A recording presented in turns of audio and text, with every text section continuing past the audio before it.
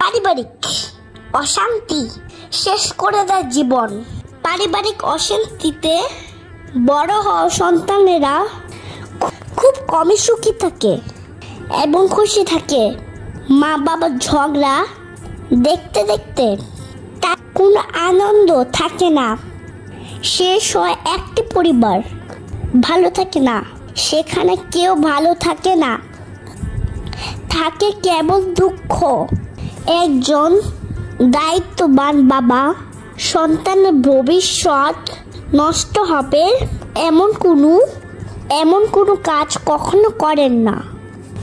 পরিবারের কর্তা হিসাবে একজন বাবা ক্ষমতা রাখে একটি সুন্দর পরিবার কিভাবে ঘুরে উঠবে। তাই আমরা প্রতিটি পরিবারের বাবা মাকে অবশ্যই মাথায় রাখতে হবে যে আমার সন্তান আছে, তাদের সামনে আমরা কখনো ঝগড়াঝাটি করব না। সন্তানদের সামনে এমন কোনো কথা বলবো না যাতে আমার সন্তানেরা কষ্ট পায়।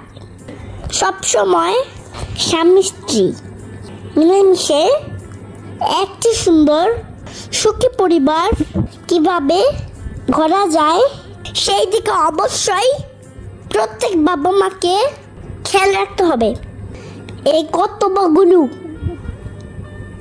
পালন করলে একটি পরিবারও নষ্ট হবে না।